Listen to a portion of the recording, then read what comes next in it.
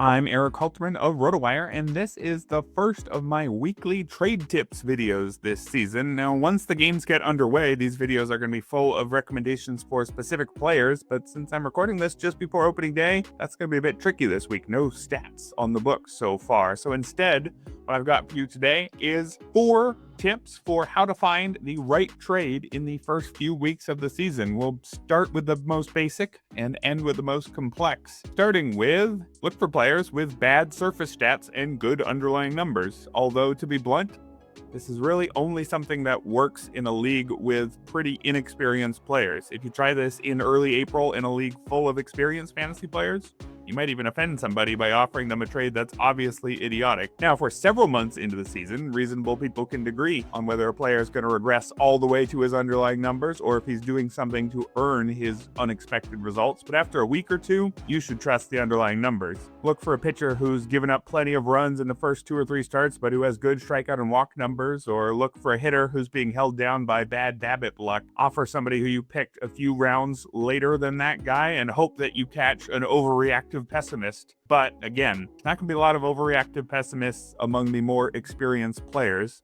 That's not my favorite method of trading, but sometimes you'll even receive an offer from one of those pessimists, and if you do, I wouldn't exactly turn it down. Leveling up a bit, we've got a tricky one. Target players who have been legitimately bad. That is my next tip here. In leagues full of experienced fantasy players, you're not going to pull the wool over anyone's eyes and steal a player who's had good underlying numbers but poor results. If your league mates are paying attention to the underlying numbers too, just not going to have much room for profit there. They're going to want to wait it out until May or June before they make any move. In a more experienced league, you're going to have to take on more of a risk if you're trying to add talent early in the season, and so your best bet might be to target someone who's had poor results and whose underlying numbers say they've earned those poor results. And then your bet there is, well, he's been legitimately bad for 2 or 3 weeks, but it's just 2 or 3 weeks. Remember, guys start slow all the time. Francisco Lindor was hitting 145 with 1 homer and 0 steals through his first 17 games last year. Had a bit of bad BABIP luck, but mostly his hard contact was down. He was legitimately slumping. You could say the same for Corbin Carroll. In April last year, he hit 193 with 1 homer. Again, his performance was made worse by some bad BABIP luck, but his hard contact was way down. It was a legitimately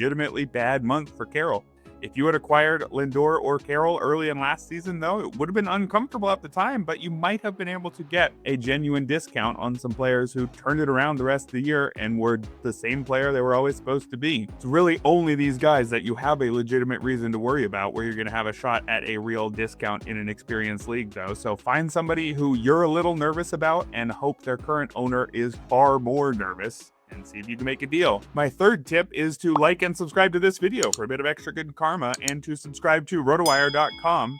We've got a feature called My Leagues where you can upload your team and use our trade analyzer to grade any offers you're thinking about sending, or you can use our trade finder to even have specific suggestions presented to you based on our projections. Go to rotowire.com/try for a peek behind the paywall to check out all of our tools. And yes, sorry, that was an ad not so cleverly disguised as a trade tip. My real number 3 trade tip here is that early season trading success comes from putting yourself in the minds of your opponents. It doesn't really matter what you need if nobody wants to give it to you, right?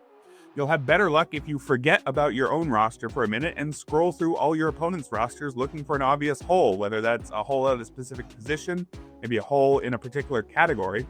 And in particular, early in the season, if you want to swing a trade right as the season's getting underway, look for big holes opened up by an early round pick suffering from a long-term injury. You did an early draft, maybe look at the Garrett Cole draft or see if they need some pitching, for example. Once you've identified a handful of holes on your opponent's rosters, then you go back and look at your own team and see which of those holes you can fill. Maybe this guy needs a shortstop and you've got 2 good ones. Suddenly, you've got a trade that you could offer there. These trades, I think, are much more likely to be accepted than trades in the first 2 categories because they can genuinely be win-wins for both parties. If you play in a league, particularly where you know the trade market is going to be active throughout the season, I would focus on accruing the maximum total value in the draft and in the early weeks of the season, worrying very little about specific categories. You can use that excess value you have to fill needs in other people's rosters and get a little bit more value with each of those deals, right? You send somebody your 8th round pick who fits a need on their team, you get a 6th round pick in return, and then you go to somebody else and you send away your 15th round pick who they have a particular need for, and you get a 12th rounder. Suddenly you're adding more and more total value. The season's long. You'll have time to make some more trades and put that value in the exact right places you need it to win the league in the second half. You can make those moves to balance out your squad later. Just make sure you're adding that talent now, assuming your league is active enough that you can count on those late season trades actually happening. And finally, let's end with a tip specifically for those of you who play in playoff leagues. And I know that's not all of you, but there's a large overlap between leagues that allow trades and leagues that have weekly head-to-head matchups ending with playoffs in September. If you are lucky enough to start out, say, 2-0 or 3-0 after the first couple weeks, you have the opportunity to target some players who I wouldn't have recommended you take during the draft, specifically players who are missing the start of the year due to injury. It's not all that unlikely that the team that started with Ronald Acuna or Spencer Strider, for example, are starting out 0-2 or 0-3 because they spent an early round pick on someone who's not playing yet. But those guys are going to be healthy in September, barring setbacks, of course, and they're going to help you in the fantasy playoffs. And now if you're already sitting at 2-0 or 3-0, your odds of making the playoffs have already increased by a meaningful amount. You can actually afford to make your team a little bit worse through the end of August, slightly damaging your chances of actually making the playoffs if what you get in return is a stronger roster in September.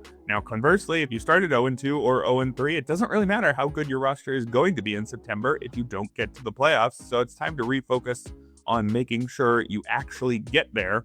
Probably means dealing away some of those injury stashes you have. Prospect stashes can fit into the same category here to a lesser degree. That's it for today's video. Let me know in the comments if you have any secrets to success for your early season trades, and head on over to rotowire.com/try for free access to the site.